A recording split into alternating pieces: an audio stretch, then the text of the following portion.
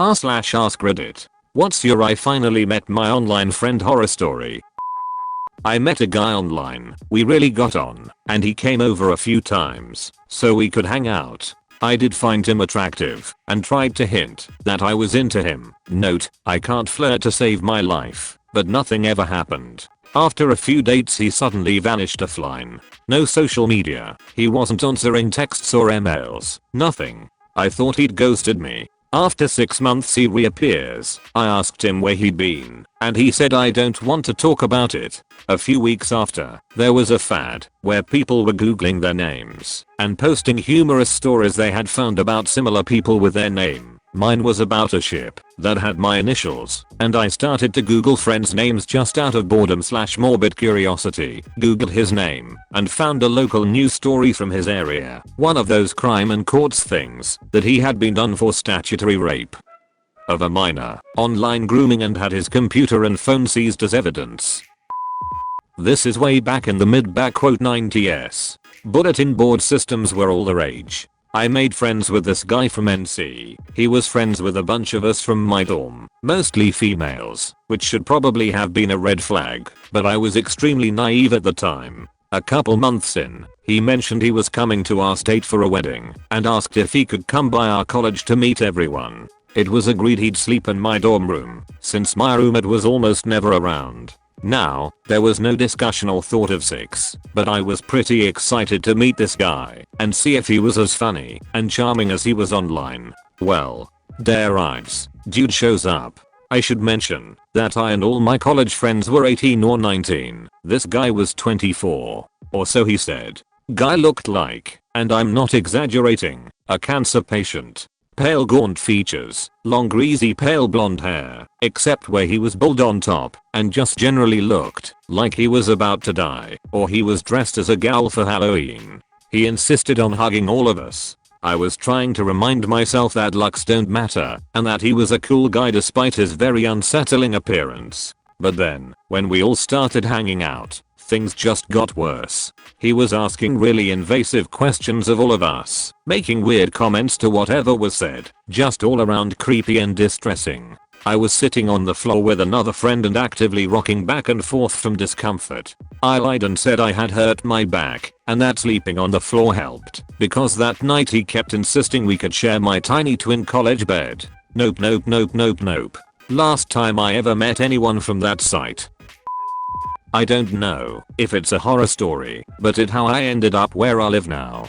I played WoW 4 years with a pretty regular group, got to know them offline, and at one point two of them, a couple, invited me to move across the country. At the time I didn't have anything thing me to where I was, so I packed up and moved. Got out here, moved in with my friends, and everything seemed okay. My buddy was a long haul driver, so he was always gone for days at a time. His girl would try to set me up multiple times with two of her friends at the same time, one in Minnesota. I ended up having a hard time finding work for a while. Finally got a job though, and was putting some money away while helping watch their kids. Out of nowhere one day my buddy accuses me of trying to fool around with his girl. Nothing had ever happened, but I had noticed her spending more and more time in my room when he wasn't there. I knew his history, and his previous relationship had ended after she cheated with a friend of his. He wouldn't listen, so I got kicked out without any warning, and they stole about $1k worth of my stuff and later moved.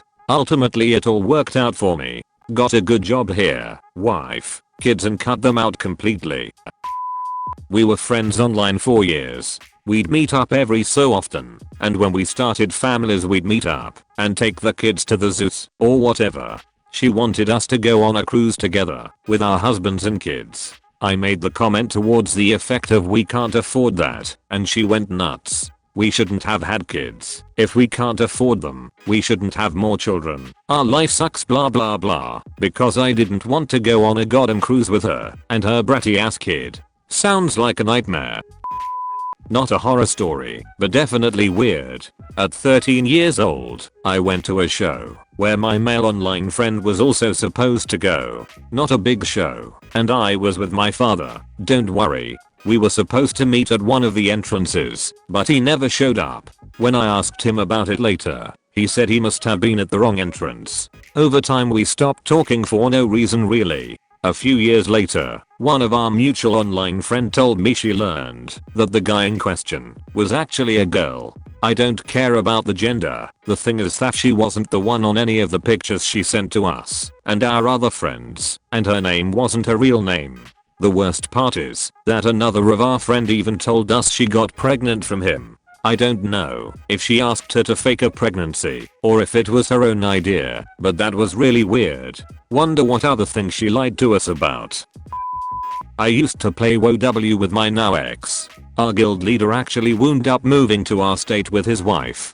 My ex and I broke up before we got the chance to hang out with the guy, and right after the breakup he messaged my ex essentially asking if it was cool if he and his wife got me drunk and took advantage of me. Ex showed me screenshots when I was getting my stuff from his place and I cancelled my plans to meet the guy and his wife. My ex had been physically abusive and broke up with me to date the girl he cheated on me with. I tried leaving before, but he'd fake suicide attempts and I was so scared he'd go through with it, so I stayed. Even though he was in a new relationship he tried to keep tabs on me and control me, but I saw it as my chance to escape. I happened to move right after we split, and he didn't know my new address. I blocked him on everything.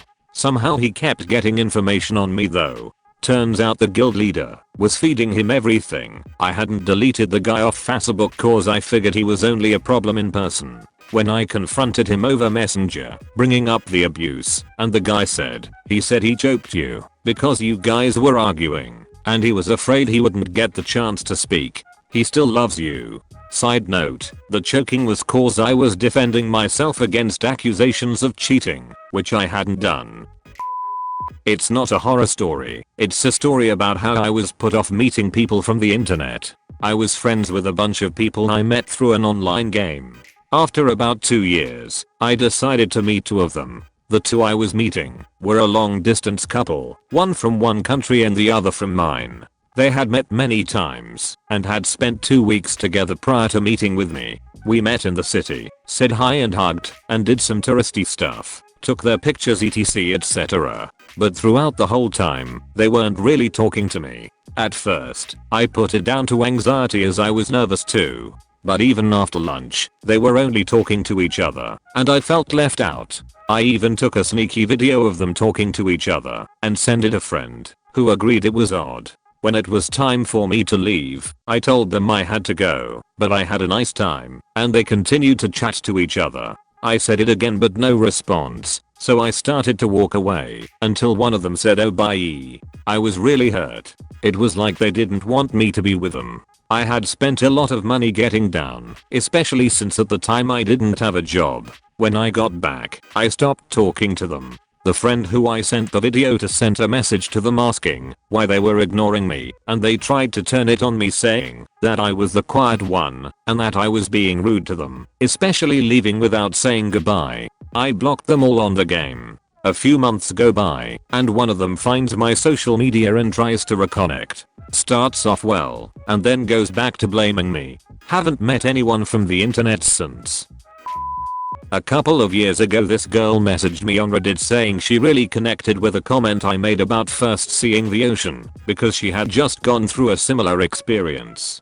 She was going to come down to Chicago to visit a friend of hers and asked for suggestions of things to do. I gave her a bunch, and then we kept talking and finding out we had more and more in common. We eventually started talking over the phone and text messages, and when she came down we went out for burgers and beer. We kept talking every day after that, and I was really starting to like her. She said she wanted to come down to Chicago again, and if she could stay with me. I told her of course, and a few weeks later she was here for Saturday and Sunday. Really it was mostly Sunday, because she got in late on Saturday and fell asleep on my couch. The next day we went to the zoo and had a really amazing day. After that we came back to my place and decided to go to the brewery nearby which made a beer that had her name in it. We went there and then ended up bar hopping through until we ended up near the dive bar by my apartment. We drank and played pool there and eventually grabbed some to-go beers and headed back. I asked if she wanted to see the place by the river I like to go and drink and think. We sat and eventually started making out and decided to head back to my apartment. We hooked up and then the next day went to the south side to get breakfast at a place she really liked near her friend's apartment before she had to drive back. We kept talking after that and I was planning on coming up to visit her in Detroit, but then one day she just ghosted me out of nowhere. Not as horrible as some other stories, but it was really shitty for me because I actually really liked this girl and to this day I have no idea why she stopped talking to me. Edit. She's definitely not dead. We followed each other on Instagram and I saw that she was okay a bit after she ghosted. I'd love it if you liked and subscribed.